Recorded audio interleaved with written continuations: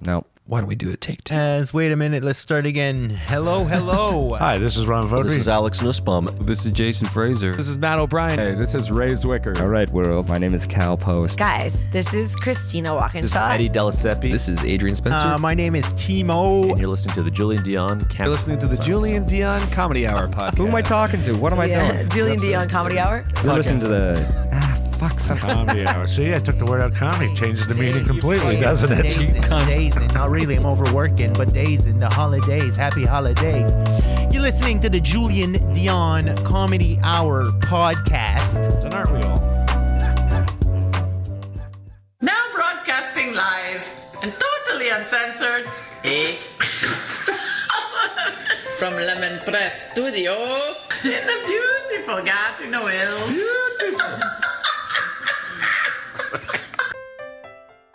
Project. I was like half asleep on the couch and now I'm projecting. Hey everyone, this is Christian Potenza. This is Gay Trevor Wilson. This is Jean Paul, a.k.a. the Island Hipster, hashtag hipster business. This is Steph Tola. Hey, this is Jake Goldsby. This is Sky Wallace. Hey everybody, this is Erica Sigurdsson, aka Ricky Siggs. Okay, hello. Hi. This is Howard Wagman. Hey, this is Peter Anthony, the PA system. This is Matt O'Brien. Some people like that's my rap name. This is Jen Grant and you're listening to the Julien Dionne Comedy Hour podcast. Show. You and me belong, just like the flowers, laughing all day long. People, I need to loose, sing a little song, then take a shower. Julien Dionne. It's a show. It's not an hour. It's a show. It's okay.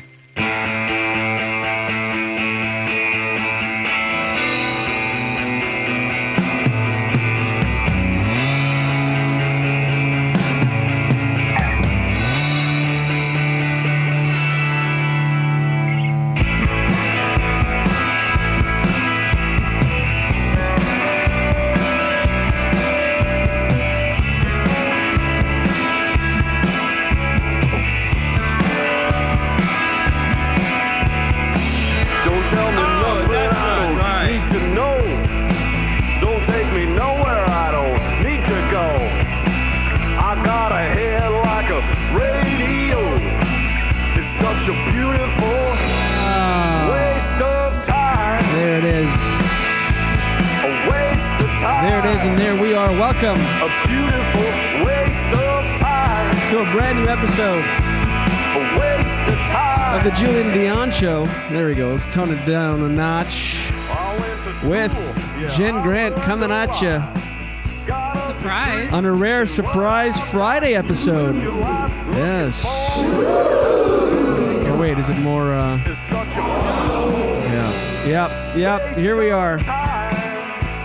Broadcasting, of course, from Lemon Press Studios in the beautiful Gatineau Hills. Hi. Welcome. Why are we live on a Friday? Well, we decided to, it's a good tune. When you really think about listen to this tune, oh yeah, buddy. I love it. He's so good. Give him a shout out.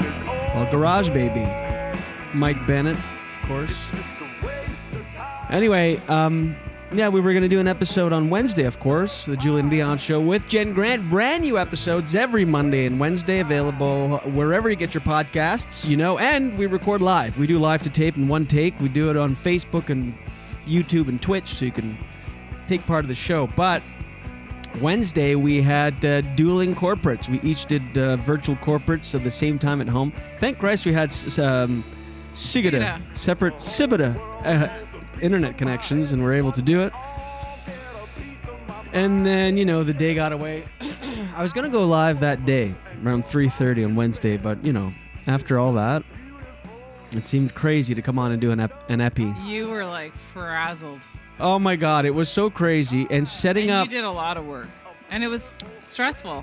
Well, we've never done two corporates at the same, like two virtual shows at the same time. So not only I'm like, do we have the gear to do it? Can we do it logistically? Do we have a strong internet? Thankfully, we have two separate internet connections, one in the studio, one upstairs. Thanks to you. Anyway, and you also, it just so happened it was also, we both did shows for CRA. It was crazy. Like, what are the chances? And like CRA is huge because there was 680 watching mine. How many did you have on yours? You know? I don't even know that. She never told me. Anyway, it was just crazy because there was a potential of like 2,500 or something. Wow. But people are not obligated to watch though. So that's just a personal choice to watch. So how many people are actually going to watch? Yeah. Even if we're good, you know. Yeah, and of course the insecure comic in me, she goes, yeah, at one point we had 689 in here. I'm like, at one point? Oh my God. That means they dropped off? Why? What bit was I doing when they dropped off? Did you notice? Anyway, yeah, I got it done. Yeah, that's the thing. I was going to do an episode Wednesday morning, maybe solo, because you were getting ready for your keynote and everything. And then I decided to set up the studio and everything. And thank God, I got it set up and finished one. This is a new thing I do every episode. I finished your setup 1 minute after you were supposed to. They were waiting for you.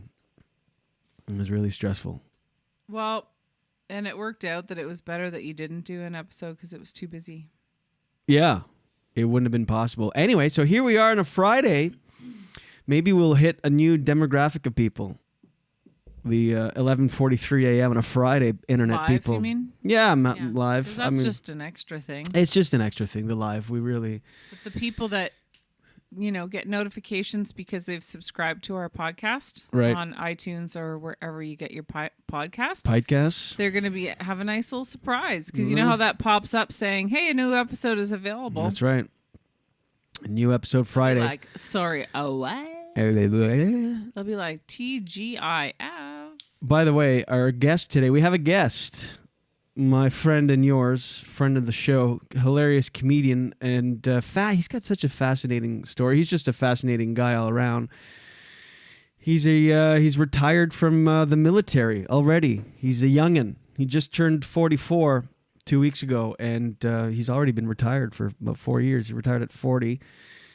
He's been doing stand-up for 4 years now, in French mainly, but also in English. He's bilingual. He's originally from the Quebec City area and now lives in Ottawa, has been living in Ottawa for a long time. Stephen Bilodeau is going to join us vis-a-vis Zoom. Nice. Oh, in about 10 minutes. Oh, already 10 minutes. Holy shit. I had so much to get to before. Let's just have a quick chatteroo. I only have one story for Daily Dose, Daily so it's Dose? perfect. Okay. Yeah, so he's going to jump on in about 10 minutes. Yeah, the couple things I wanted to address that happened this week that I thought were fun topics. Did you see Amber Heard's Today Show interview post the trial? Well, it came out on a two-parter. I don't think it's all out. I was looking for the raw footage. That's one thing that's annoying too when you when a viral thing happens, you try to get the original clip and it's just like impossible. Like it's all people giving their take on the clip. But I found it, but she gave an interesting response at one point. This has been making the rounds on the internet. I don't know if you just said no. You haven't seen it, but let me pull it up here and show you. So, I thought this is a pretty funny response, and it went viral for one reason, but you'll see if you can catch it here.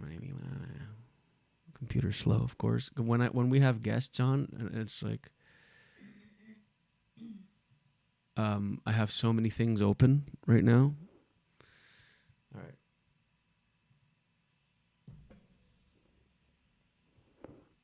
Oh, shit, hold on.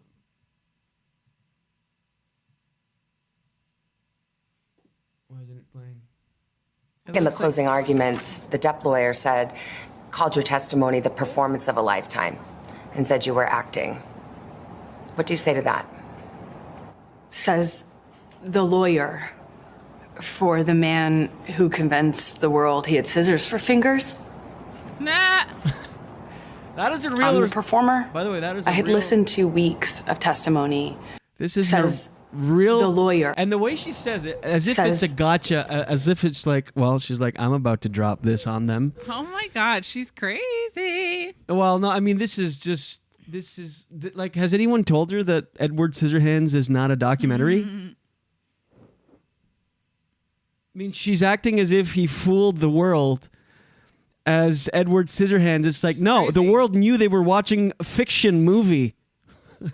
They knew they were watching the magic of Hollywood. Mm-hmm. The lawyer. That. The performance of a lifetime and said you were acting. What do you say to that? Says the lawyer for the man who convinced the world he had scissors for fingers.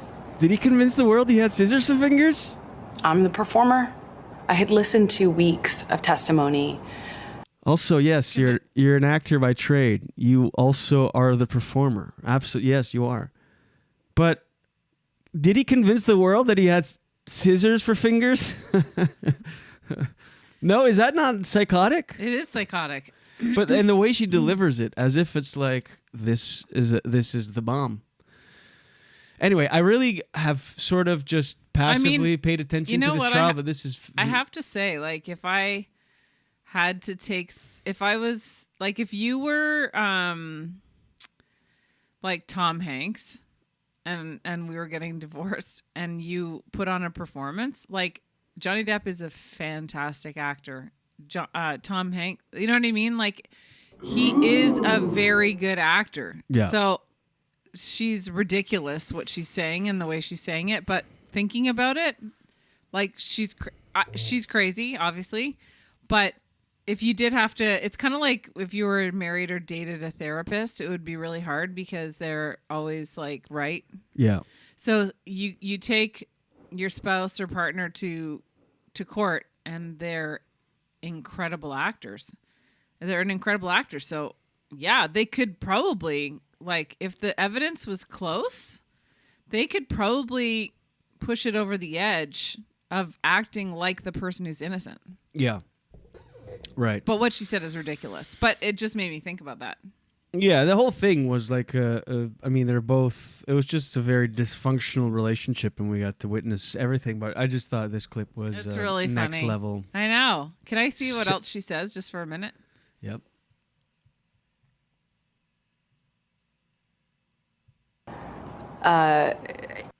The lawyer for the man who convinced the world he had scissors for fingers.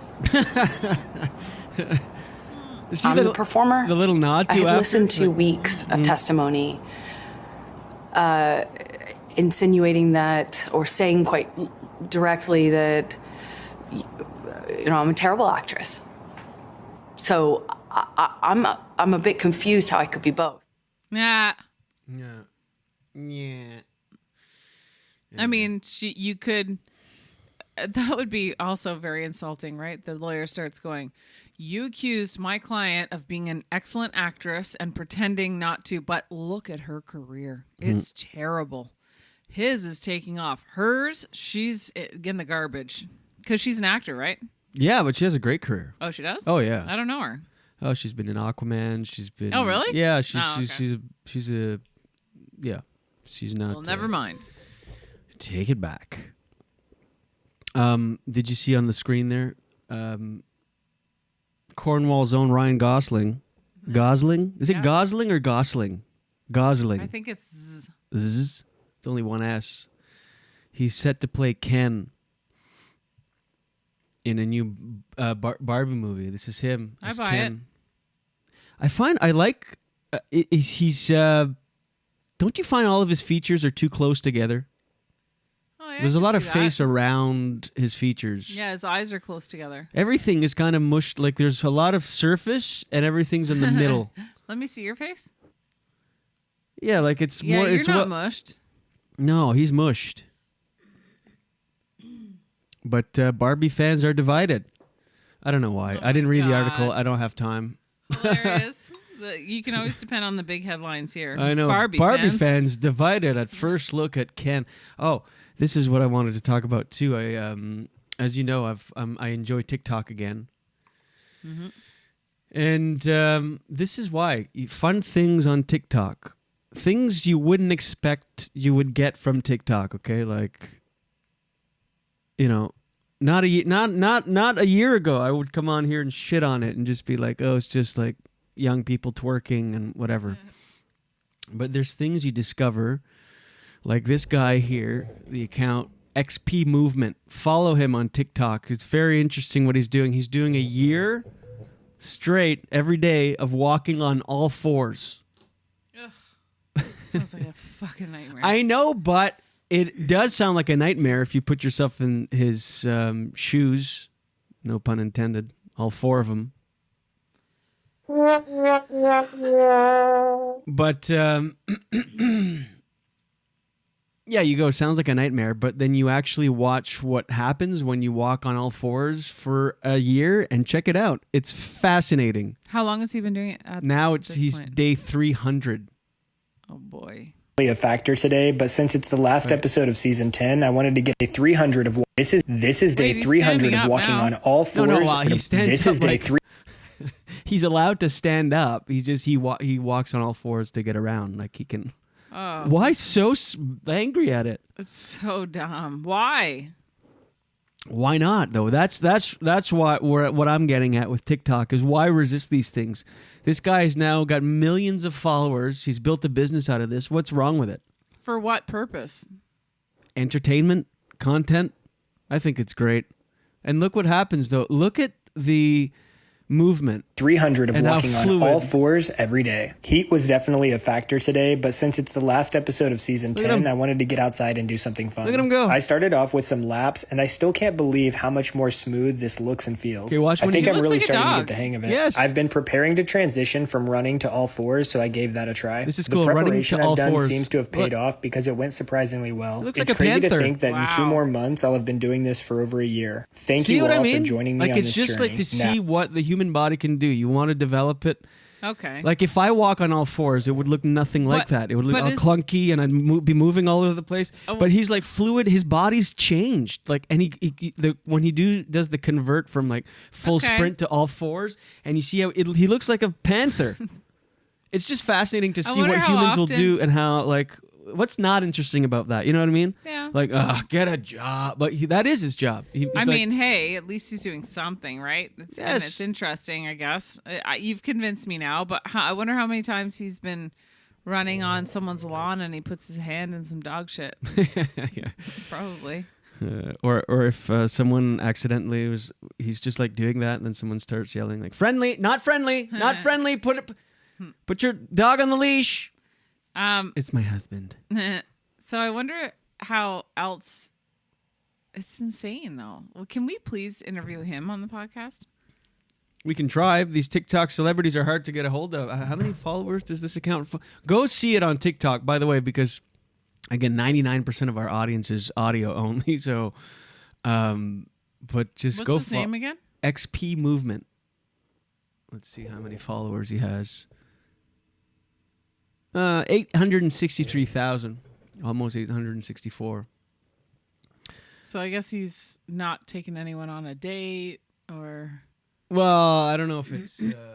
Steve is in the waiting room. Let's bring him in. Should I do a quick daily dose? That way we can just finish after Steve. Oh yeah, sure thing. Let me. The fastest daily dose, single dose. Hold on, let me just text him. Yeah, here. Let's do the quick daily dose, and we'll get Steve on here. All right, Jenny. Yeah. Daily dose, get the news from coast to coast. Daily dose, all your news from coast to coast. All the news and headlines from Jen Grant. Woohoo! I'm gonna puke. I'm gonna puke. Here's your daily dose Go for ahead. Friday, June 17th.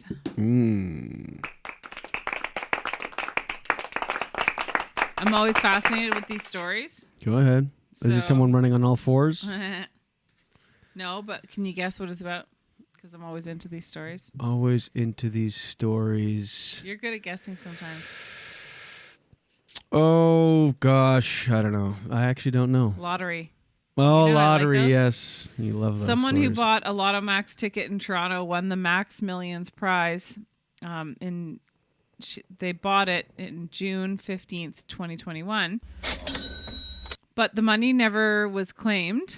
So it's lost because you have 1 year. Did you know that?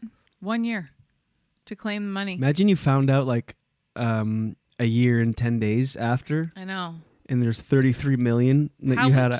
I'd just start, I don't know what I'd do. Maybe just start running on all fours or something. I don't know. Imagine though. I know. You check and you're like, nightmare. oh my God, it's been 371 days since I won $33 million. I know. And then you go to claim it. They're like, sorry. If you would have come last week, you would have $33 million. Now you have zero. I'd start stabbing people. I just start stabbing people and just, I don't know. I'd high speed chase. I just go on a complete meltdown, have a psychotic break. It'd be hard not to freak out. They said the winning ticket was never checked in a store or the app, so they can tell these things because of technology, meaning they think the winner likely misplaced it. So this person doesn't even know. And that's not the first time this has happened. This has happened before in other cases. This one's really crazy. This one's insane. In 2013, a 55-year-old woman from Hamilton threw her $50 million ticket in the garbage by accident. But how did she, and was she able to ever claim it? This is what I find so interesting. Yes, they found it because her name's Catherine Jones. She said she had no idea she'd even won the prize until OLG officials contacted her after launching an investigation into the unclaimed prize. The investigation lasted months and compared credit card transactions made by her to verify the time and date of her purchase. Officials also looked at surveillance footage from the Shoppers Drug Mart where she bought the ticket and identified Jones as the winner. How cool Without is that? the ticket, she was able to win? Oh my God, that would be fantastic. I know. And this is why this story is really good, because at the end they say one of the best ways of avoiding this is to buy your ticket online, because they will email and notify you if you've won. And I think I'm going to start doing that instead of buying I didn't even know you store. could buy them online. Me neither. And then it says here meanwhile, the jackpot in the Lotto Max draw on Friday is worth an estimated $55 million, with at least 6 Max Millions prizes available.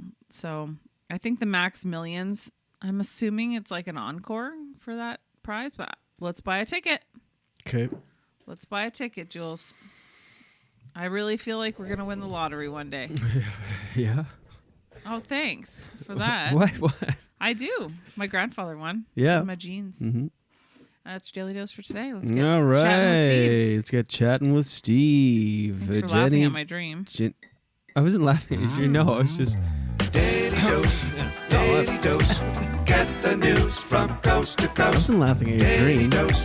Daily Dose. I love your dream. All your news from coast to All coast. the news and the headlines from Jen Grant. All right, let's go to him. To him now. Okay. All right, let's go ahead and bring him in. Very happy to have him on the podcast, but it's weird that he hasn't been on yet, actually. He's a fantastic comedian. By the way, you're sideways, Steve, for some reason. I don't know why. You're completely sideways when I bring you on here, but your camera is... I don't know if you're locked, if your screen is locked and you turn your phone... Anyway, yeah, he's a dear friend. He's a very funny comedian in French and in English, and he's the co-producer of our Thursday night show with myself and him. No, yeah, perfect. Yeah, there, perfect. You're good. There we go. He's a co-producer of Les Jeudis Stand-Up au Troquet every Thursday here in Gatineau. You know him. You love him. Ladies and gentlemen, welcome to the show for the first time, Stephen Bilodeau. Yeah, buddy. Thank you, guys. Thank you for having me. Oh, you're fucked up on my screen. Madame Grant, mes hommages. I'm really happy to be with you guys this morning. Yeah, man. Good to see you. How are you feeling? But where are you? In your sunroom or something? So, beautiful. Looks so nice. Yes, it's a kind of solarium. I'm just trying to. Oh, so nice. There we go. I love it. From Sojag or Soja, whatever. I don't know what's the name of that company. sounds like. But yeah, that's pretty cool. Is it like a structure? I That's in your cannot back? see you right now, guys. Do you know what's wrong with? Oh, here, hold on. Let me. You'll be able to see me. You won't be able to see Jen, but in the post-production, you'll be able to see. Where's my mouth? I can't find. I was more interested to see Jen than you. I don't. I mean, yes. I don't blame you. But hey, buddy. So I'm here. Jen is on thing, but on the screen on the show, it actually looks and sounds great. You look phenomenal. You look retired. Doesn't he look the part? He looks. Looks happy and relaxed and a nice. I want to know though, is that a structure independent of your home, or is it attached no, to your home? it's separate. Yeah. Okay. For tax purpose, like I decided to build a deck on the side of the house and to build that structure on top of it. So it means like it gives me like an edge in between the backyard and the road actually in front of my property. Steve, can you invite us so over? it gives a little bit. Sorry, Jen, go ahead. Can you invite us over so we can come see your nice house? Yes. Thank you. You guys been? Oh well, Julien been to my place once, but you're welcome anytime you want. It looks so nice. Yeah, I was there the day I discovered I had a brother. That's where I was doing a backyard show when I discovered Mike. When I discovered Mike, yeah, you were about to go on stage. I can't believe you still did a set. Like I bombed. It was terrible. I can't believe you did it. I wouldn't be able to be like, bits right now when I've just found out I have a brother. Like I would never. I know. It was crazy. For those, I mean, I've told the story a bunch of times. I won't tell it, but I was doing a backyard show at Steve's. This is August 8th, 2020. And good memory, buddy. Well, good memory. He's like Rain Man. Well, you also remember the day you discover you have a new brother. I mean, you don't forget that date. And yeah, we went there. Steve organized a bunch of comics, went over. There's like a dozen of us there. And I found out I had a brother. I went to the front yard and had this long conversation with my sister, and then came back and did a set in the backyard and just bombed. Totally bombed for... Wow. It was just in between us, and that was only for fun. But I remember you did about like 10,000 steps around the house when you found out. And cannot believe what happened. And I have a brother. Yes, you have a brother.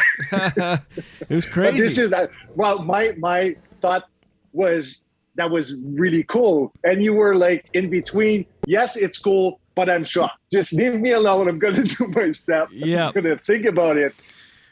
It was that was interesting. It was quite the event. But what I liked about Steve, he has the same mentality as us, where he's souping up. Like you're souping up your yard, you're pimping it out so you can enjoy it. Like he's got a solarium. So yeah, that structure he's in, Jen, is basically like a big rectangle, like metal gazebo over a deck. So we could have that here. We could have that at the cottage. Does it take up the whole deck or just a portion of it? The whole deck was, I believe, 12 by 20 or 13 by 20. That's the size of the structure. So that it covers the whole thing. So it's like you walk in, you go, and you've got Steve's got zones too, and I love zones, fun zones. He's got the pool, he's got the solarium zone, he's got the hot tub zone. Pool? Yeah, he's got a pool. No, I'm telling you, his backyard, you don't have to go anywhere. He's souped it up. Now he's got a new gazebo. Are you in Ottawa? Yeah, I am very close to the airport on Rideau Road. Oh, nice. Yeah, about the corner from the new LRT level 2. Like corner, I believe it's Earl Armstrong and Bellsville. So I'm a corner from there. Wow.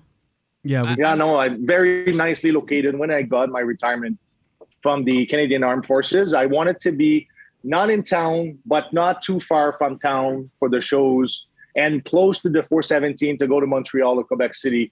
So I thought like Gloucester South would be like a nice area to build something, and I bought like a very, very old house. It was bad, and I bought it, and I thought like over my retirement it could take up to 10 years. I'll rebuild the house, and I'm gonna do my little nest, and that's what's happening right now. I mean, it's not perfect, and I'm working on, and Josiane's working on every single day, but well, we're very happy to be here. How long have you been there? Go ahead, Jules. Yeah, he is handy. He's done it all himself. Everything along the way. Oh, my father teach me. Like my father used to do renos, and I was beside him, and he didn't want for me to jump in or to do things myself. He wanted me to look over what he does, and I learned from there. And guys, with all the YouTube tutorial, like you can learn anything you want. You can be anyone. I feel we need to do that here because we're having a hard time finding tradespeople to come and do stuff. So I can see why anybody does DIY. Yeah, do you want to come? You want to come remodel our bathroom with me? Well, I think you guys are doing great. I know you have like a kind of good, like a decent house, right? The size of it, and you're in the middle of Wakefield, which is a mix in between the city and comment tu dis ça, la campagne? What's the campagne? The country. Rural environment, right? Yeah, the country. So there's lots of things to do with the landscaping and just maintaining outside of the house, and you're not even in. Well, you guys not remodel, but you had an in-law suite, right, in your house at one point, and you turn into a studio kind of thing. And this is something I want to do. I want to go step by step in the house, one room at a time, and to do the best I can to save money at the end of the day. Mm-hmm. Yeah. But it was September 2019 I bought the property. So it must be moving along faster than the 10 years you thought, because you've already done so much. I mean, your house upstairs, it's like phenomenal. Like it's all are you way ahead of schedule? I mean, it's tough because my comedy schedule is backing up, but I'm gonna find time here and there to one piece at a time. I think it's anything you want to accomplish. If you don't have enough time to do it straight at once, just do piece by piece, part by part, and at the end of the day, it's gonna be completed. But it's not done at all. Like the baseboard are not even on the walls yet, and I believe because I installed a bamboo flooring, didn't like the color at all, so I thought to maybe switch over for no shit. So another. Did you do the whole flooring. house? Did you do the whole house? No, just the first level, and for people who are listening, the house is about like 1,100 square feet. Well, it's not a big house. It's a small bungalow. To put all that flooring down, then to change it is still a big job. I mean, it's yes, but what I found is with the bamboo flooring, sometimes it could be tricky because of the humidity that actually goes into the wood. So at winter, sometimes some plank are splitting. Right. And it's not really great. Right. And when the summer's back with the humidity, like the floor is going back to normal. So I didn't like it at all. Maybe it's my install that was wrong, but fuck it. I'm gonna pick another product. It's a lot of live and learn, eh? With that kind and of like thing. you said, it's fuck yes. And it's never ending when you live like no when you have a house. No. Not that anybody's complaining, but no, and even someone who's buying a new house gonna have maintenance and renos to do down the road. Always. So yeah. It's always a work in progress, and while you're aging, your house aging, you'll have to do some muds for sure. Yeah. You can see why people who are, getting into their 70s and 80s are welcoming a condo or whatever and not having to do anything. Yeah. I believe when you're losing capacity, you have to move to where your quality of life is. This is something I'm ready for. Like I would love to stay in my house until I'm gone. But I mean, when you need services and you need support, sometimes it's nice to move into a condo environment. Well, Steve, you are far away from that. Like you don't even have to think about that. I think you're a little years before downsizing already. my buddy is teared down. Like it's a mess. I'm pretty much bones on bones in every articulations. I'm suffering a lot. Is that because of your experience with the Canadian Armed Forces? Is that for sure? Like 20 years in the military, like had a huge impact on my body, and I'm using a lot of edibles to kind of counter the Is it the helping? sufferance. I'm not saying like I'm going to kill myself, guys, but I'm suffering. Even if I don't I don't look like suffering, and I'm happy I am suffering. And thanks for the Prime Minister Justin Trudeau to legalize the marijuana. Right. Does it help? Does it help you, Steve? A lot.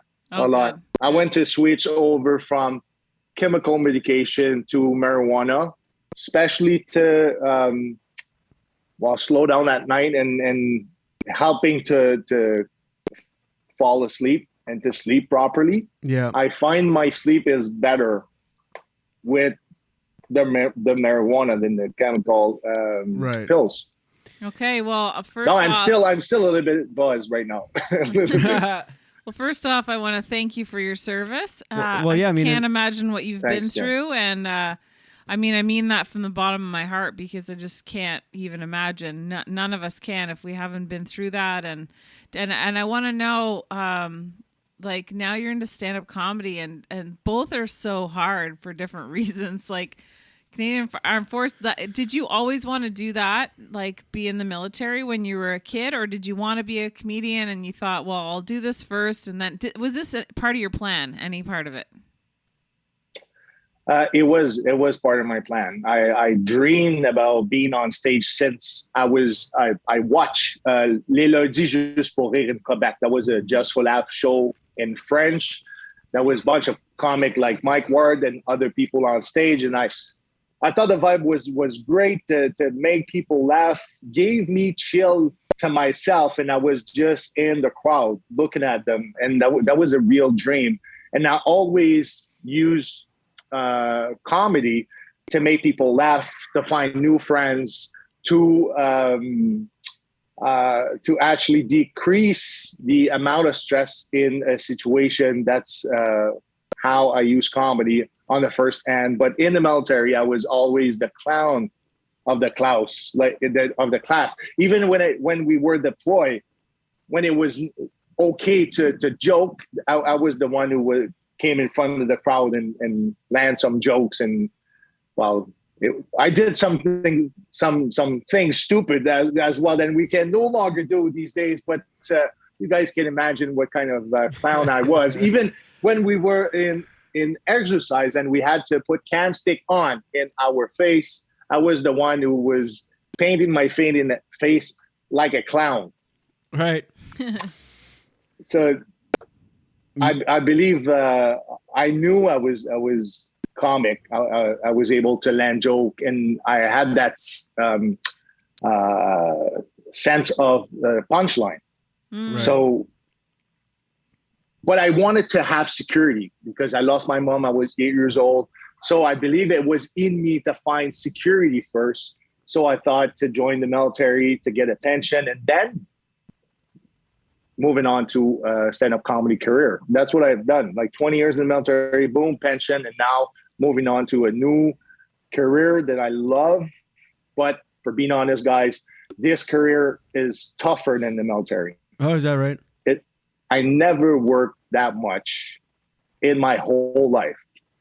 And when I'm saying work, you guys going to understand, and many of your people going to understand, you're always thinking about what's next I'm going to do on stage, how I can be better, how I'm going to build new jokes, how I'm going to build new stories. Like, this is constantly overwhelm our brain. So it's tougher to get a break. How it's I'm tougher going to get on stage. to relax. Yeah. How I'm going to get on stage. At least one thing you can take off your list is, how am I going to pay rent? You know? Yeah. Right. That helps. That's one thing that, and you have life experience too, which is a big, advantage. You have something to draw upon. How long after when you retired did you start doing comedy? What was there a window of time? Well, I started a little bit before, so I knew I was about to go out in the military. I was no longer reaching the comment je peux dire ça? It was the University of Service, I believe that's the name of it. Mm-hmm. So it's the criteria you need to meet as a soldier to stay in the military. So I was diagnosed with post-traumatic stress disorder. So I knew that was my time for me to move on something different. So I started to go to École Nationale de l'Humour in Montreal, and I started with 9 classes to see if what I really wanted was exactly what I expected from the second career.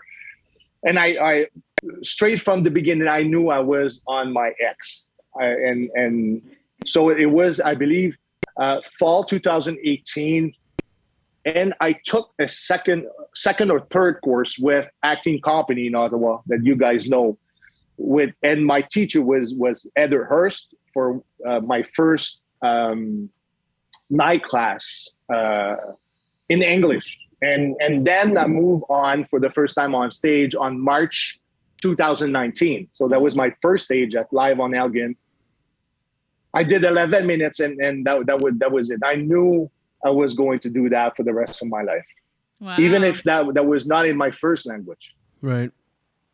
That buzz was as much as what I got when I deployed overseas in Afghanistan. The chill, the adrenaline. That was a fear as well. That was not the same fear as fear for your death, but that was a fear of, am I going to be good enough to do that job? And I'm going to. Yeah. Yes, Jen. And if it sounds to me like you're like me. When I started, I'm sure everybody feels this way. I don't know. I'm saying it's like me, but I just know how I feel for sure. It meant a lot to me to be good at it. And if I wasn't going to be good at it, I was going to be heartbroken. So I think that's the thing. Like, a lot is on the line in terms of expectations for yourself.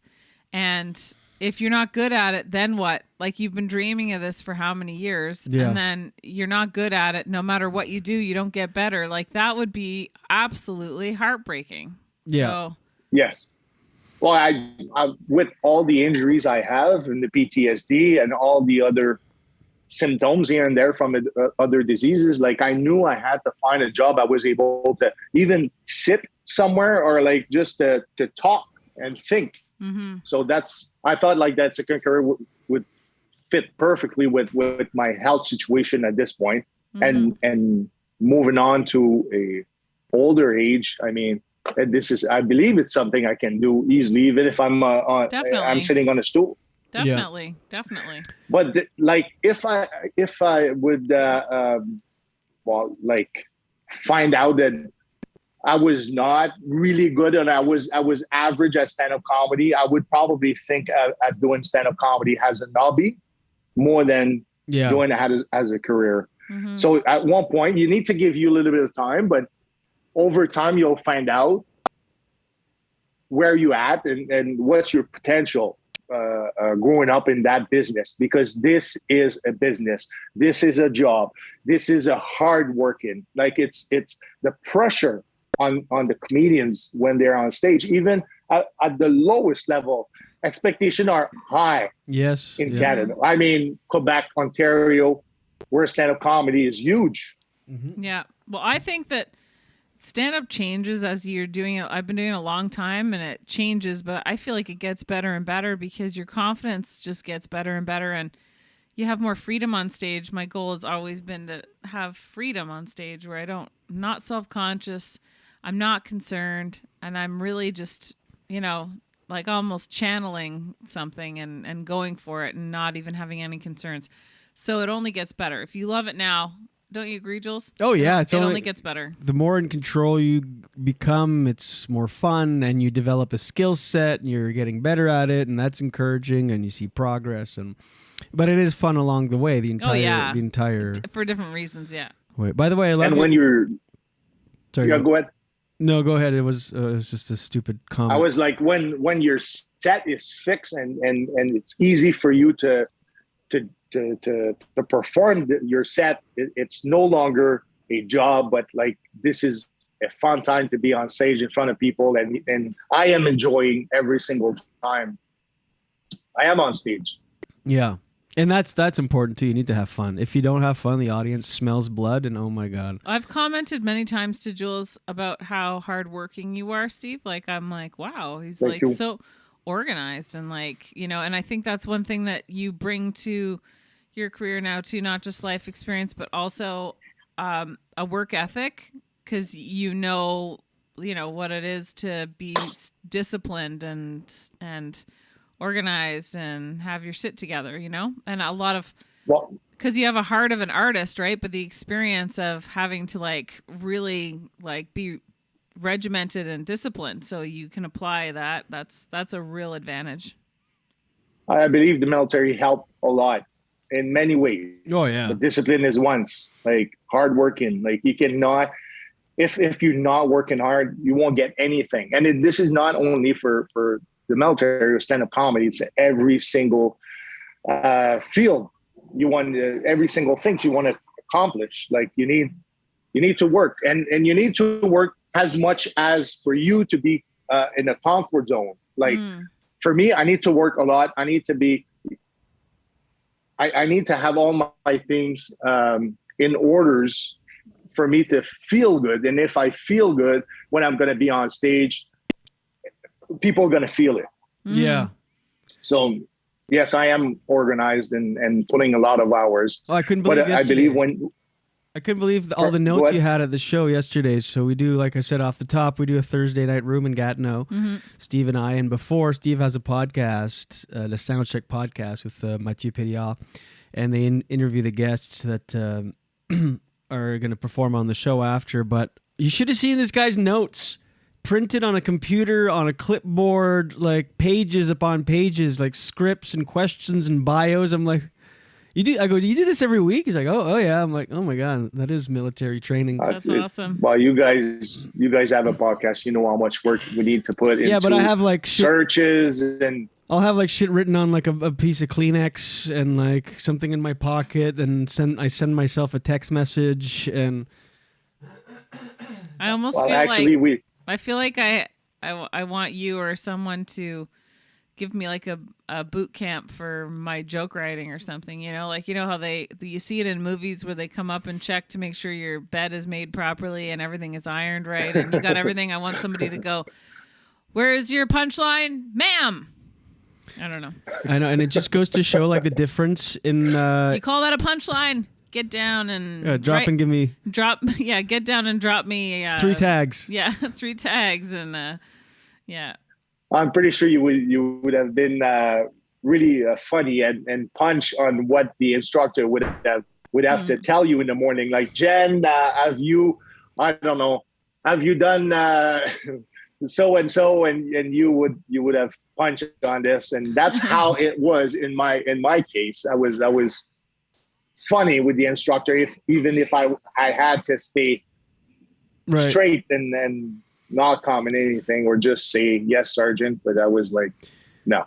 You must have had to pick your times, though, eh? I bet you there was times where I better not joke now. Ooh. No. Well, you can feel that kind of moment, and it's not in you when it's more serious, and you have to be professional. And I did my job, I believe, with all the serious that this job deserved. But when it was, it was not just a work; it was a life environment for the whole time. So you have to be yourself at one point in this career on 24/7. You need to get out of your soldier persona character to be yourself at one point. And myself was to be funny, and I believe all my colleagues really liked it. And then actually, it's because of all those encouragement, and I became a stand-up comedian today. But you guys are doing that podcast for so long, so maybe when I'm gonna be, what Julien told me, about 50 to 100 podcasts done, I would be more comfy with the structure of the podcast. All those great. notes might disappear beside the searches pages, but no, but you're right though. It is a way for you to, if you feel good, like you said, the audience and the listeners will feel good, and they'll notice. And for you to feel good is prep.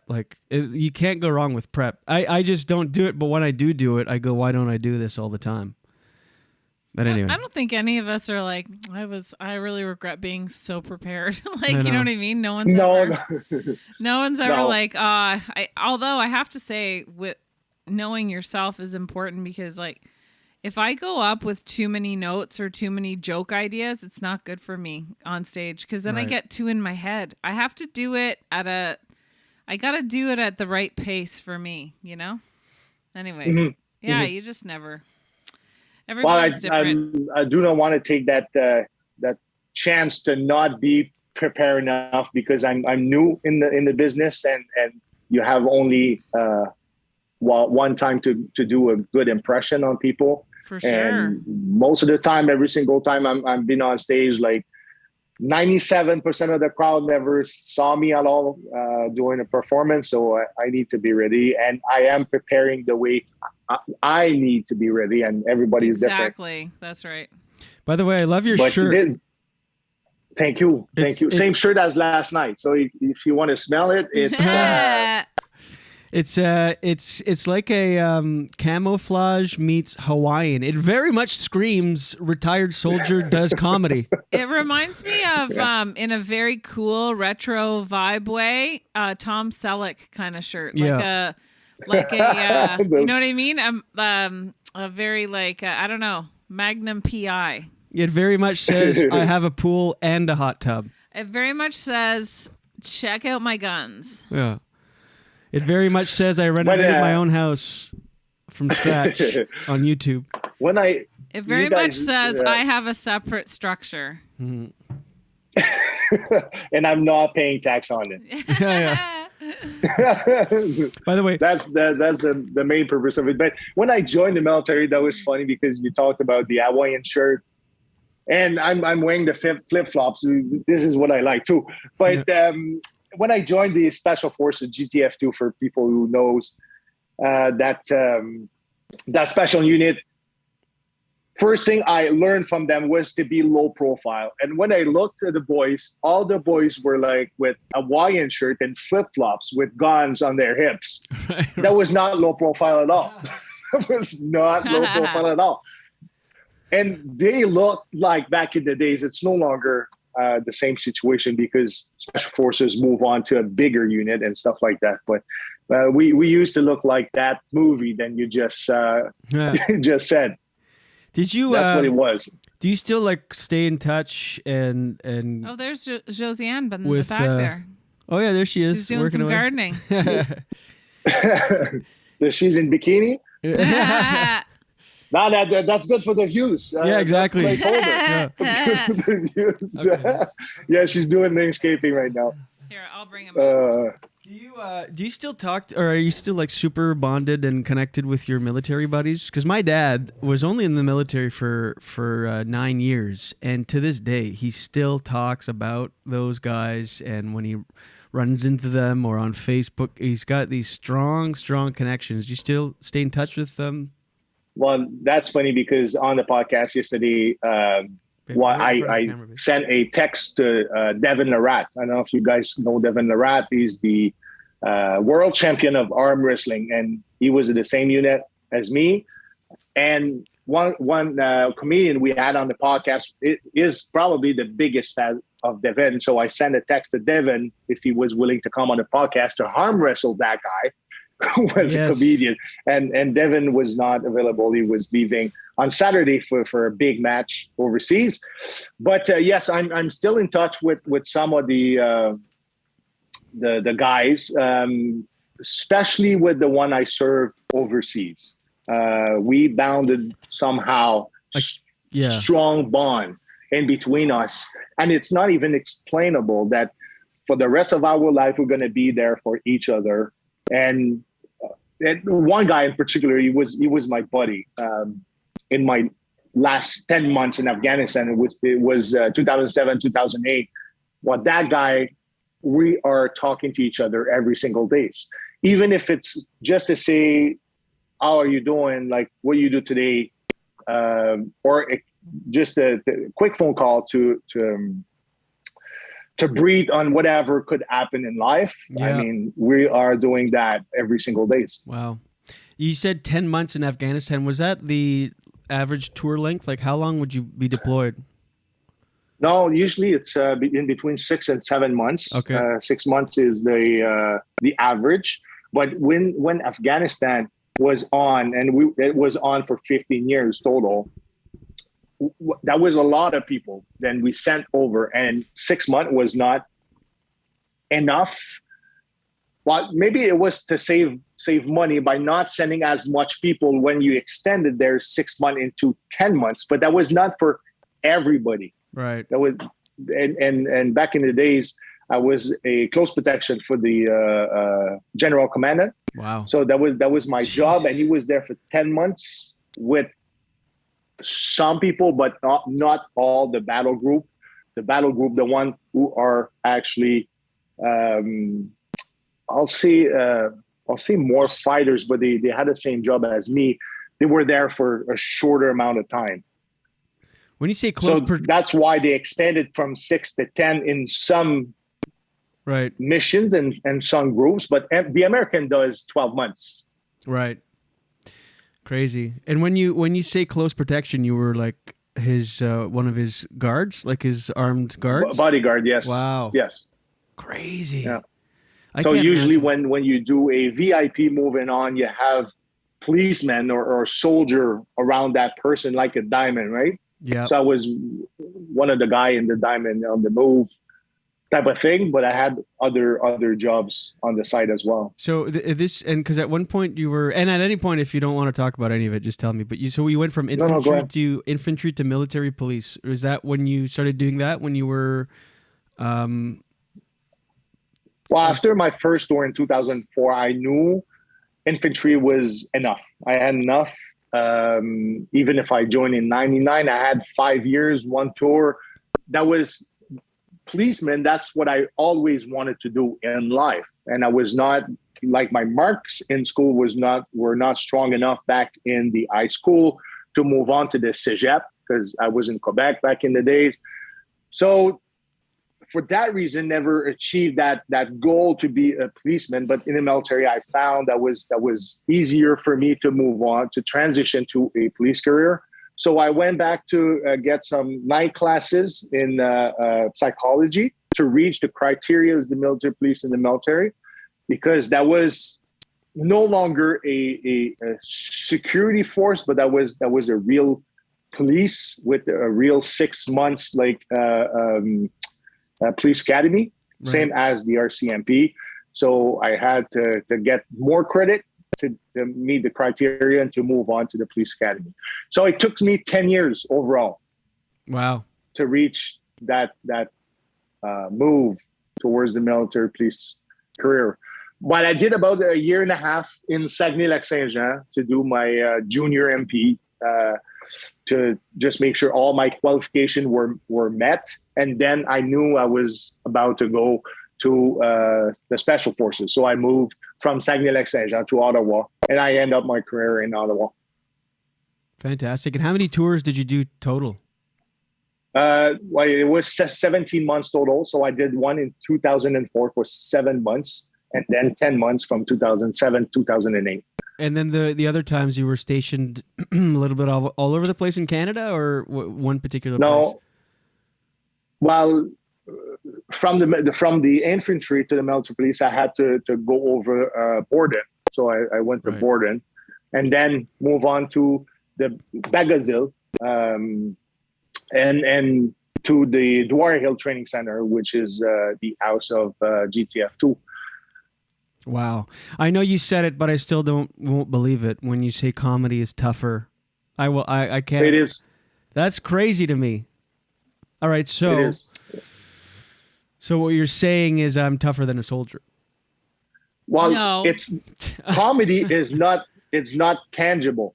It's not something you can see coming or moving on to. Even if you have a career plan, like, it's not set. Nothing is set, because you don't know who is going to like you to produce your show or to book you on a show.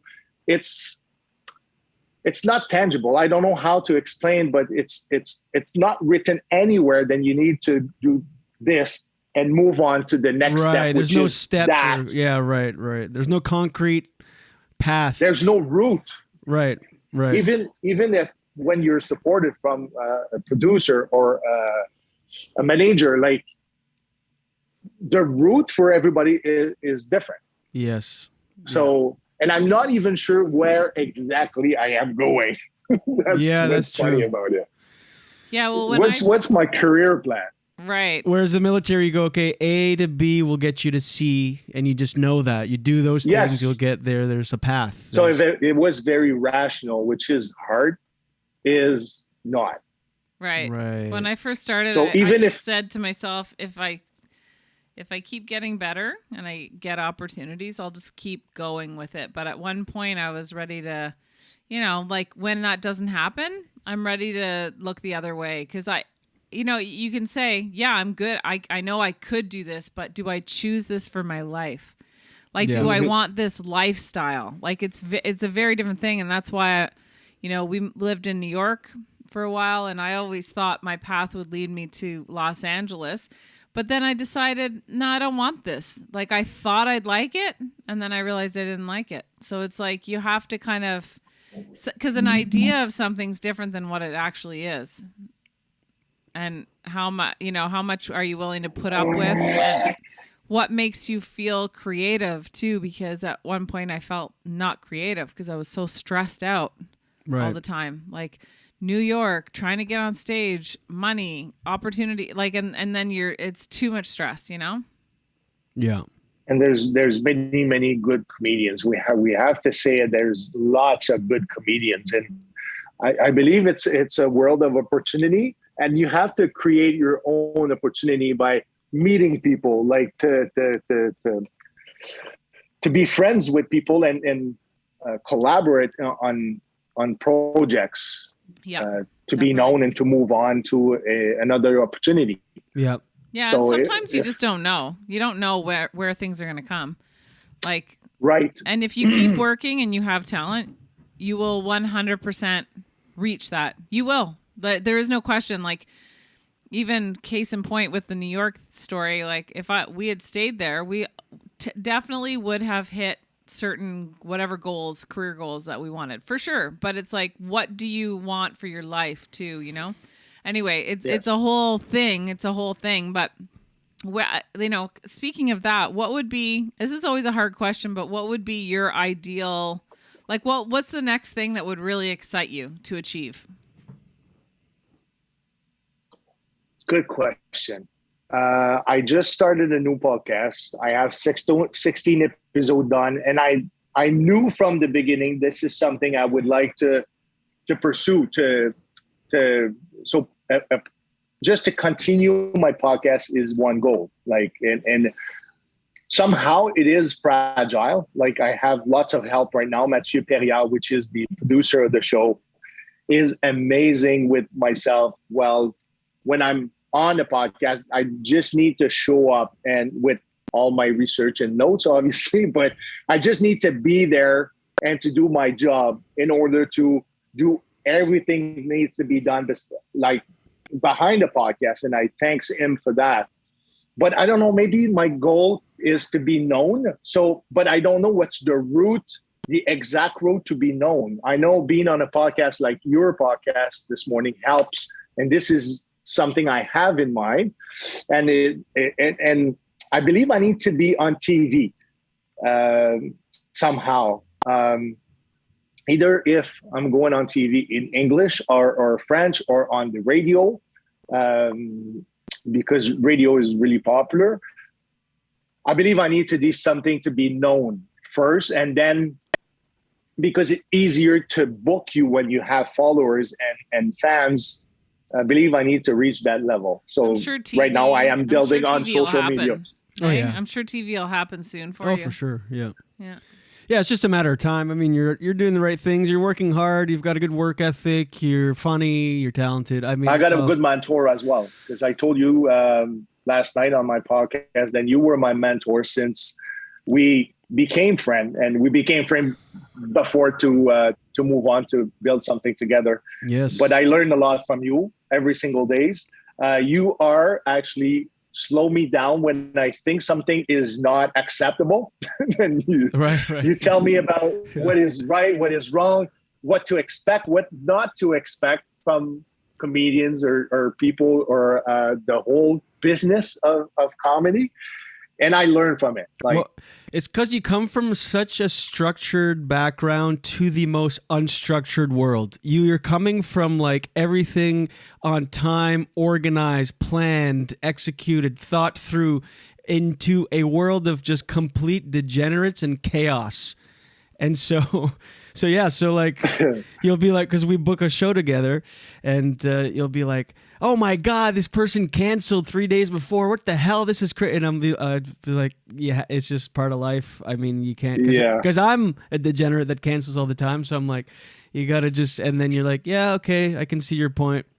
You're right. Yesterday on the podcast. And afterward, I'm the one who canceling a show because I double booked by mistake or anything. I mean, yesterday on the podcast, we had a funny moment on the podcast, which very much highlights exactly what I'm saying right now, of how you come from a different world. Like, it's two opposite paradigms that you're living, like the organized military world and then just the chaos of comedy. Yesterday, Jen, I was telling the story of when I got pulled over when I went to get ice cream cones. Mm-hmm. And I was just making a joke about, like, screw Quebec, all the red tape, and how, like, you get, if you get a parking ticket in any other province, you just have to pay it when you go renew your thing, and you pay a little extra, but in Quebec, they'll actually come to your house. And I told the story of when I went to get ice cream and got pulled over by the cops, and Steve, the whole time he's chirping me at the end, he's like, yep, definitely Quebec's fault. Definitely the cops. Has nothing to do with your personal responsibility. Nope. They definitely didn't send you a bunch of notices in the mail. That's for sure. And I was like,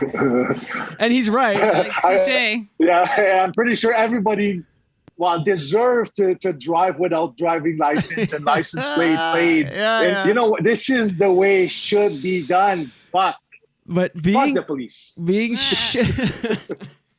Being shamed by someone that's organized and that background and them being right is just like, I was like, my own response was, I don't know, I was just trying to be funny, man. Jeez, relax. Like, I had nothing to say. I'm like, fuck, I know, it is my personal responsibility. So I found out this morning that your story was not true. It was just for the show. No, it was true. I was 100% true, but I was just the angle of, like, blaming Quebec, that part. I obviously take the blame. In real life, I know it's my fault, but on the podcast, I was, I know. And I knew you knew that was your fault. But it was just funny you saying it and you being right about it, and then there's nothing to say back. You go, oh, this is a responsible adult that this is his background and he's right, and I'm just a piece of shit. You're like, yep, all right. Moving on. I guess we'll stay. But anyway, man, Steve, go follow Steven Bilodeau on Instagram and Facebook and TikTok, and follow Les Jeudis Stand-Up au Troquet on Instagram and Facebook. Follow Le Soundcheck Podcast everywhere you get your podcasts, and on YouTube. Live Thursdays at 6:15 exclusively on YouTube, and then it switches over to Gatineau.tv on Facebook with a huge audience. So check that out. Support everything he does. Very, very funny. You're going to see him everywhere. Thanks for doing the show. Come back, obviously. Thanks, you guys, for having me. Man, we could chat forever. I could talk to you all day. And, we'll just have you back. Yeah, we'll have you back, and often. I can't believe it took this long. We love you. And we'll chat real soon, buddy. Did you have anything to add? No, StevenBilodeau.com. Thank you very much. You guys are welcome anytime in our backyard for a drink. I want to come. Yeah, we're going to come. Okay. Let's make it happen. Merci. Not just say it. Let's make it happen. Yeah, let's check the weather the next couple of days, and we'll come. Yeah. I think we've got a lot of time off coming up. Ish. Yeah. Ish. Are you guys willing for a boat trip? Yeah. Yes. I mean, 100%. We're going to do a boat trip then. I mean, what are we, animals? Rideau River. Love it. Oh, yeah, I would love that. Yeah. How far is close from it's 4 kilometers from the Rideau. So, do you keep your boat at home, or is it docked somewhere? Manitic Marina. Okay. All right. Nice. Okay. Fantastic place. Done. Yeah. Love it. How close? And you're just 4 kilometers from there? Or no, the river's 4 kilometers. Oh, yeah. 4.4, actually, but a little bit further for the marina. See this military guy? See what I mean? 4.4, yeah. Yeah. I'm like, what are you, 4 kilometers I knew from what there? I wanted. It's like 4,400 kilometers. All right, buddy, you're the best. What's the price of the gas, Julien? Right now, I'm gonna guess $2.19. Okay, I thought it was too expensive. Nice joke, huh? Got Well, it. I think I'm gonna go. You know how to leave on a high note. Yes. I knew I had to do a punch out. that was not a great punch out. Leave with a big closer. You get a laugh. No, I thought that was a cute joke. Topical. Yeah. I like that joke. It is. Well, that would be a good English joke is for my a corporate. second language. It would be a good Pardon joke me? for a corporate. A nice, clean joke that Yes. everybody's talking about friggin' gas prices. So it's topical. It's clean. Yep. People would love that. Yep. Are they going to come down? You're a worldly guy, and you know things. Are gas prices going to come down, or is this just the new thing now? New normal. I think it's gonna come down. Yeah, you 'cause- remember it was like $1.50 or 60 or 70 back in many years. Yeah. I can't remember. Like I started driving in 98, I believe. The gas was super cheap back in the days, and then beginning of early 2000, it was more expensive, and $1.60, $1.70, and then went back to 80, 70 at some point. So I believe it won't stay as high as this. We're using too much gas. It's that crazy. situation to happen right now. Right. I mean, And it's so we're gonna suffer for a little bit, but I believe when the crisis is gonna be over, we're gonna go back to in comedy, normal. it's crazy because we have to drive so much to get to gigs, and it's the same money as in the 90s. So I'm turning down gigs now. I was supposed to go to Quebec City. They're like, for such low money. I'm like, no, it's going to cost me. I'll make no money. I'll go there, drive 4 hours, do the show, come back 4 hours, and have no money. Like, yeah, it's crazy. Definitely something to consider. Yes, well, it's double price. The gas is double price for us. Yeah. And even if it's spending, like it's lots of money. It shows every single days, and it adds up. Yeah, I've been actually turning down gigs now strictly based on gas prices if the money's not worth it. It's like, no, before I would have done it, okay, I'll do it. It'll be worth just whatever. Now I'm like, no, fuck that. I'd rather just Jen, stay I have a home. question for you before I'm going. Like, what was interesting on first hand for you to go to LA? LA is the biggest scene in stand-up comedy in America. Yeah, and I think I wanted Well, New York would be bigger for stand-up comedy, but for showbiz, like acting and stuff, LA would be bigger. I wanted to be a comedic actress. I wanted to do stand up and I wanted to have both those. Like you see many stand up comics have that path where they end up doing funny movies and also do stand up. That was what I wanted to, like similar to Amy Schumer. Something like that. when you're known on TV, I guess it's way easier to get gigs in stand-up comedy. Yeah, and can you imagine being at the point where you draw your own audience, so you're no longer trying to make the people laugh that aren't your cup of tea, or you're not their cup of tea. So, like we do shows now for just the mixed public, and obviously some people are not going to be into you no matter what you do, no matter what you do because it's very subjective. So imagine right now Amy Schumer or Ellen DeGeneres or Chris Rock or whomever it is goes out and everybody knows I'm already a fan, like they're my style. Imagine what that feeling is. That's like. comedy in Quebec. Yeah, it's a Quebec is I'm a smaller. jealous. It's a micro. I'm jealous of it's that. a micro America. Like it's that. I'm so exactly jealous what it of is. that. I'm so jealous of you guys are in such a good position because, first of all, you're going to be able to, Steve, like move faster in Quebec because I noticed already that. When Julien started doing French comedy, he came with a lot of experience already. Were you already, 12 years in? Or? Yeah, about that. So, I mean, that he had a head start that way. But still, I see, since he's been doing it and being active in French, which is about 4 years, I think, I noticed that new comics, really new comics compared to English are getting so many opportunities like TV. Like it takes a while usually in English comedy to get TV and to start getting opportunities. But like when they like you, they really want to support you and you can actually do really well. in French comedy. So I'm very jealous of that. There is someone that is quite big in Quebec comedy said that producers were more willing to look over younger comedians that has less than 5 years to the industry, make it than the one who have been on the circuit for more than 5 years or 10 years or 15 years. Even if they're super efficient, they're really good. Like, I don't know what's the all the reasons behind it, but I believe when you're younger, you get the mold kind of thing to how the production box would like to have you. But it was said in numerous podcasts that they would more likely look towards younger comedians with less experience, but with a good potential. That's so crazy. Even if they're not super good, they'll send them everywhere in every single shows. But you know what's to cool see about if they're today? going to pop out. What's cool about today is that, what's cool about today and what's cool about comedy is that funny is funny. Like, I don't care what people can say, that they can say all those things, but we have technology and can build our own audience if we want to. I mean, I need to work on that myself in terms of social media and getting an audience. But if you wanted to, it's at your fingertips. And if you're funny, you're funny, period. That's it. Mm-hmm. I don't care how young you are, whatever. I think when we were in New York, I remember somebody saying, what was that quote? Something like, it was the manager. Yeah. And of all people. And he was like,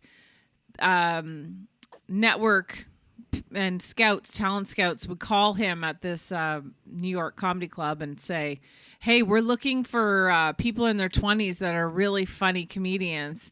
And what did he say? The quote was, looking for a great comedian in their 20s. And he said, if you find a great comedian in their 20s, they're lying about their age. That's right. Because it just, it takes time. It takes time. Yeah. And I think that's a lot of bullshit. Yeah, for sure. Society is obsessed with youth and like favors the youth in terms of show business and everything. However, one thing that's an equalizer and no matter what always trumps everything is just being funny.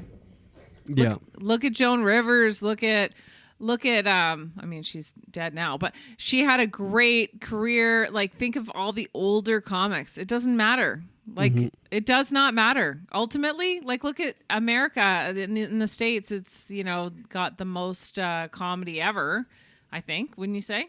Yeah. Like, look at Bill Burr. He's in his 50s. All kinds of older comics. I think what Steve is referring to is more for casting for TV things. Oh, for acting. Not necessarily acting, even just televised galas or whatever. And like these production companies will sign younger comics and just send them everywhere. Yes. Like they'll send someone that's 2 years in and just plug them everywhere. For that reason, like, they won't say no. They won't say no. They'll do anything to succeed. I see. Yeah, I see. They can send them to 3 TV shows in the same day. They'll say yes. While when you're a little bit older and you have landscaping to do and you have other shits going on and you're more mature, you'll say sometimes, you know what? No. Like and for this TV but I believe to be it's not because it's my situation, but to have a little bit of maturity, like to be more mature, helps in stand-up comedy for some audience to make them feel relaxed or like to more actually relate on or give a little bit of credibility of what you say, even if you don't have much experience. Like aging, I think, give you that a little bit of credibility from the beginning, even before saying any words. I mean, an audience, even if someone has more experience than you, an audience rather listen to you than someone, a 20-year-old, talk about having roommates. Like, you know what I mean? There's less to relate to there. Yes.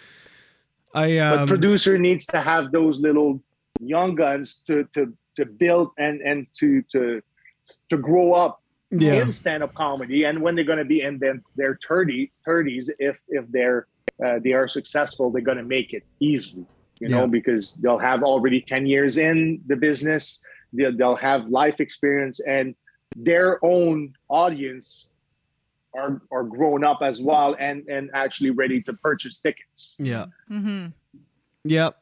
So I think it's the way to build a new comedian somehow, but there's many interest from everybody to push someone or someone else. Yeah, that's true. Hopefully I'll be able to make it, and I'm going to work hard to build my own audience, because I believe the connection I have is with people more with the industry. Yes. Yeah. Oh, yeah. Like I said, you're doing all the right things. You're working hard. Yeah, sometimes it'll fall into place. I'll tell you right now, like there's in English comedy, there's certain things, and I won't name anything specific, but there are many comedians that are very frustrated and extremely talented. And you can say it's this, that, age, whatever, but for some reason, certain, parts of the business, they just don't get chosen for some reason. But that doesn't mean that it can't be good in other ways. And nothing is all that, you know what I mean? There's always so many different aspects to every career, and you don't need that, like, to be successful. So, like, I've learned over the years to focus on what I have control over, right? Like, I don't have control over. The only thing I have control over is being funny, and that's the most important thing. Be funny. Yep. Be funny. That's all that you can control is to be as funny as you can and work as hard as you can, and you do that all the time. Because I can't tell you, Steve, how many people I know that are hilarious, make me die laughing, and they don't get chosen for things that other people get chosen for over and over and over and over, and it makes no sense. Yeah. But it's not like they don't have a good career, and it's not that they're not hilarious. No. So it's like some. It's just a different path than. Yeah, and you'll actually make yourself go crazy thinking about that, and it really is a different path. And it's not even just like I've learned this lesson. It's not just saying it to make myself feel better. Legitimately, I find coming up, I used to think, oh, I didn't get this, and then I'm suck, and I'm never gonna get this. And you know what? It ended up not even mattering, and it doesn't fucking matter. Like, I remember being on an audition with 3 other comedians for a TV show. All the other comedians got it except for me. 3 out of 4 got that. I was the only one who didn't get it. I was heartbroken. I was pissed off, super pissed off. And then I ended up getting it the next year. And I was really happy in the end that I got it the next year, because then I was a lot more comfortable with my material. I ended up it's played over and over and over and over and over, and I'm really glad that it was better that I did it the next year, because I was better, and it was the right time. Right. Yeah. I believe. Things come in place at the right time. And even if I need to wait and to work for 10 years, I'll do that, because every single time I'm on stage, I feel good. And that's what's mattered to me. When you, Jen, you said earlier in the podcast, you said, when I'm on stage, when I'm getting off stage, what I want to do is to feel that happiness that I did a good job and it went well. And that's what's mattered to me. And that's why I explain to so much people why I'm not talking about trauma on stage. The stage is not a therapy for me. It's a place to gain positive emotion, to build positive emotion, to balance out all the symptoms from PTSD. I love that. So, and I'm sure you want to move forward too. You want to move forward. Like, you want to be able to say, that was a chapter. Now this is my next chapter. And if you keep talking about that trauma, it's like it's always addressing it and bringing it kind of, right? I would imagine, like, I would kind of want to go, okay, now I'm in this next chapter. I don't want to talk about that all the time. Yes. Well, somehow I can talk about it, but in the light way of talking about it. Like, Right.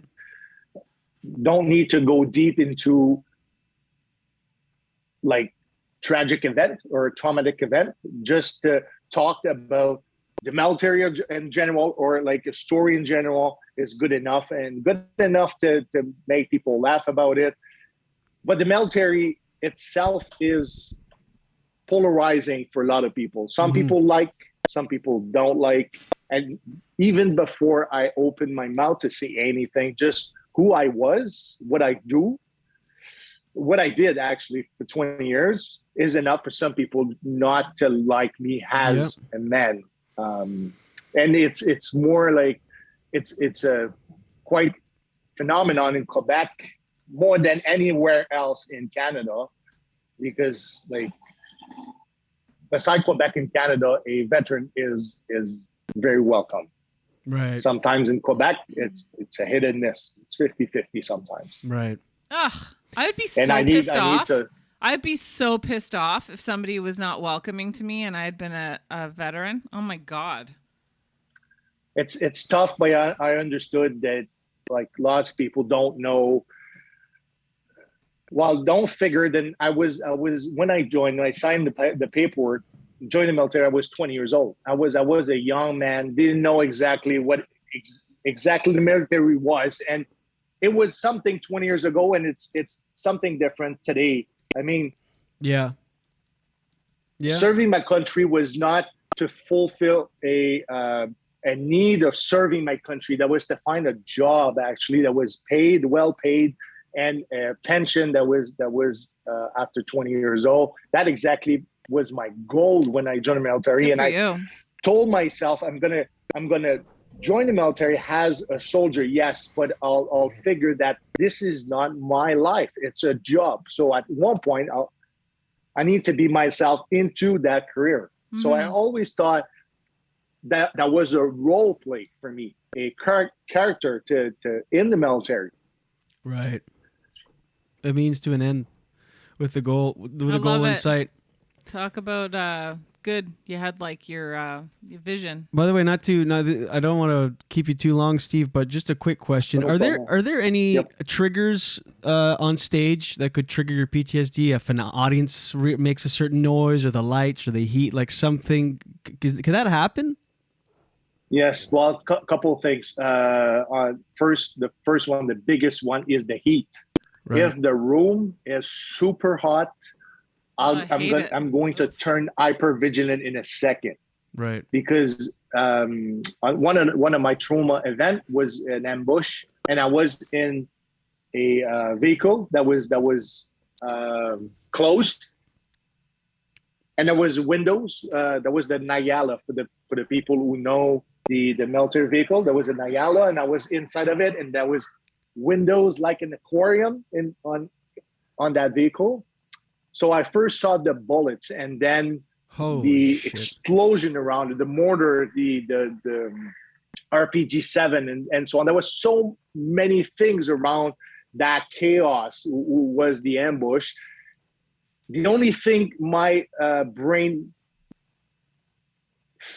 when it's super hot and it's an enclosed premise or whatever, a closed room with no air circulation, my brain, without being conscious, is super hyper vigilant, because that's a trigger towards being in this situation and have fear of death.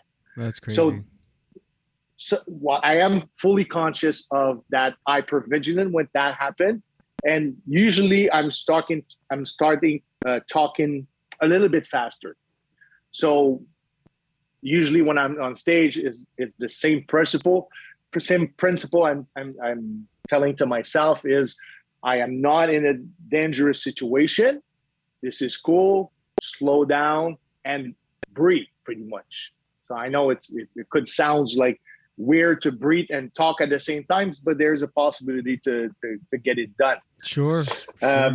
So second thing is, if someone has like arm cross in the crowd and has like a kind of poker face, is a triggers towards a possible threat, which is actually, again, inconscious. But a lot of focus is on that particular people in the audience that look like is not happy with me being on stage and say whatever I am saying, which is not true, because some people are just, I mean, they're not expressive. There's one in every audience.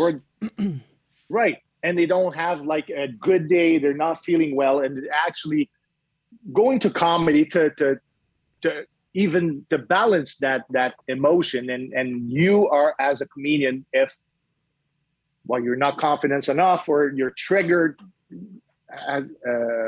with PTSD, you're going to focus on the possible threat, even if it's not a threat, then having fun with everybody else who are actually acting as normal from your own perception.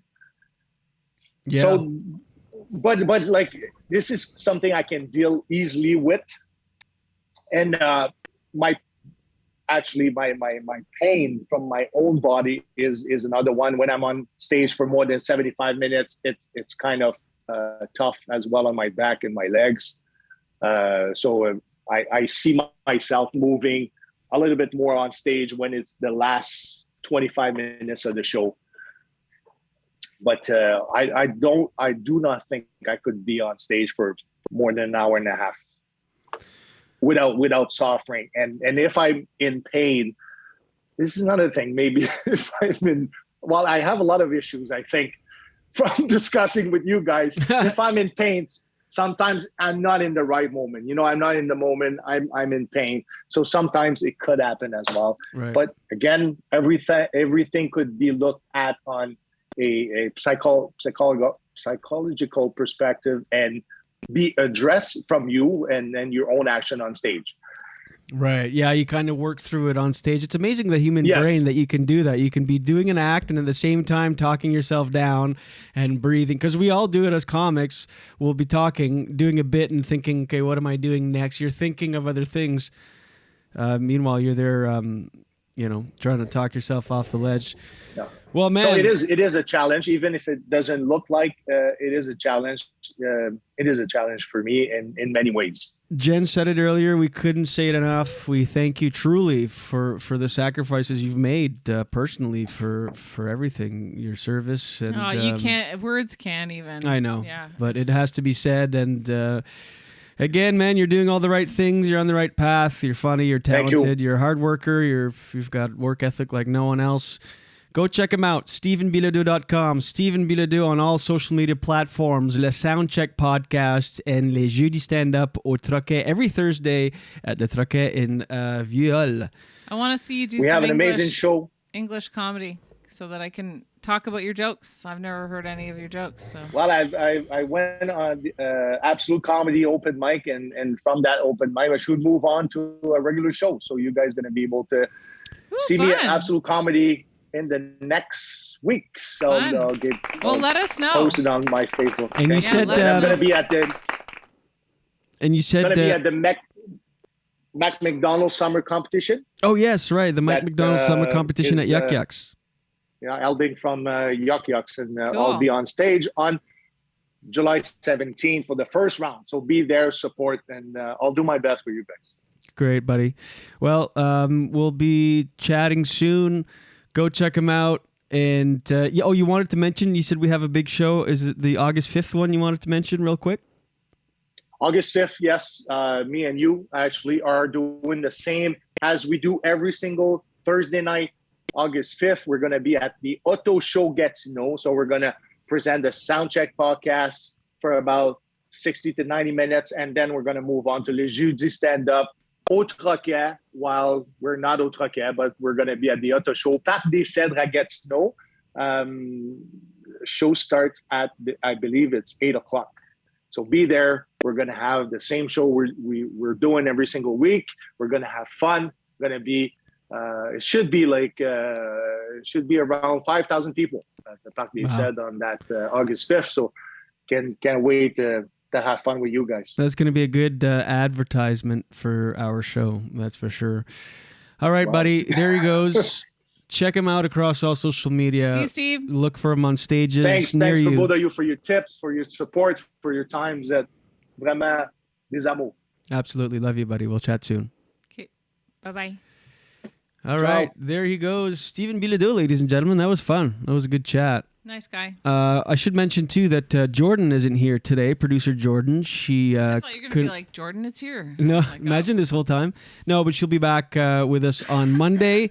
We'll be back on Monday. You can go, Jen. I have an ad to do. Go ahead. And we have a guest on Wednesday. Yes, we do. Fun guest on Wednesday. Okay, And bye, so everyone. stay have a great tuned weekend. for that. Also, join us on the after show at patreon.com. We have to do more episodes of the after show Monday, okay? From now on, we won't skip. We've skipped the last couple because we've been doing such long episodes. Usually we cap it off at an hour. We go overboard. On the after show, we do some extra overtime, and we go crazy. But all the episodes are up there. We've done 16 so far. We've done Mariah or Yoko segments. We've done guest interviews that have gone in overtime on the after show. So check all of those out. Available. And it's here's the thing. The Julien Dionne after show with Jen Grant, it's a whole other show. Most podcasts will release exclusive content on Patreon and then eventually release it on YouTube or whatever. But ours is strictly available on patreon.com/JDShowPod. The Julien Dionne after show with Jen Grant and Jordan Grant. Available exclusively on patreon.com/JDShowPod. As I mentioned, Jordan will be with us on Monday again. And before I go, let me remind you, excuse me, that this episode once again is brought to you. Yeah, buddy, you know it. You know it. You love it. You want to support it. Kookijar. That's right. Spelt KOOKIJAR.com. Head on over to Kookijar for premium, top quality cannabis storage solutions, accessories, and app. Yes, there's an app. You can catalog your inventory and rotate your stock with the app and make sure be on top of your stash. Get organized. Kookijar. Here's the premise of the company. This is how it all started. You know how you build yourself a booze bar at home? You know, you'll get yourself your favorite liquor bottles. You'll get some fancy shakers and glassware and the long twisty spoon that you'd all know and love. Well, build yourself a bud bar. It's legal now. It's great. It's medicinal, recreational. Build yourself a bud bar, but instead of displaying the government containers on a shelf, you don't want to do that. No. Get these high-end glass, airtight and waterproof, beautiful, high-quality jars from Kookijar and display your flower. They come with a 5-time magnifying lens designed right into the lid, so it really pops and shows what's in there. It's beautiful stuff. Head on over to Kookijar. Just go over there and check out the product. And if you enter promo code JDShow in all caps, you get 15% off and free shipping anywhere in Canada. That's right, Kookijar.com, spelled KOOKIJAR.com. They have tons of great products and grinders. They have the on-the-go kit. Comes with a smell-proof and lockable pouch with a credit card-sized grinder. It comes with a bud pod where you fit a gram of dry flower. It comes with a spring-loaded pocket-sized one-hitter. It comes with 1 1/4 size hemp rolling papers and filters. I mean, it's all there, the on-the-go kit. Available at Kookijar.com. Enter promo code JDShow in all caps to get 15% off and free shipping anywhere in Canada. Kookijar, you put your weed in it. That's right. All right, folks.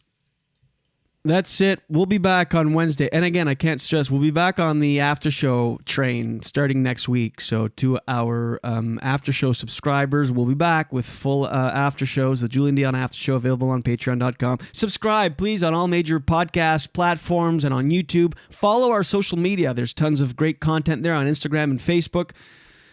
Jordan does a fantastic job with all that. And so go follow the page, support the show. And if you could, leave a review on, if you go on Apple Podcasts. You all have the app. It's on your iPhone. It's that little purple app. The Apple Podcast. Just go there, search the Julien Dionne Show with Jen Grant. Very easy. Leave a review. It helps.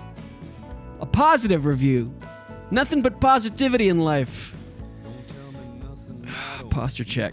I'm so sore. Started working out again. I am so sore. The quest to get back into shape. Head on over to what? I got nothing. I'm done. Thanks, everybody. We'll see you on Monday. This has been a rare Friday episode. Thanks to Stephen Bilodeau. Thanks to Jen Grant.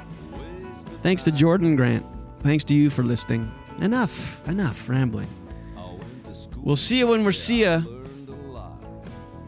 When we see ya. We'll see ya when we see ya. And until then, watch your head. Yeah, buddy. Yeah. Waste of time. Come on. All right. Waste of time. Here it is. Yeah. Waste of time. Oh, shit. It's just a waste of time. Come on. 2. All right. Wandering eyes and itchy feet. I'm just a thin, nervous shadow walking backwards down the street. The landing is bitter, but the falling is oh so sweet. It's just a waste of time, a beautiful waste of time. It's just a waste of time. The whole world wants a piece of my head, but they all get a piece of my mind instead. I roll over and go back to bed. It's such a beautiful waste of time. A waste of time.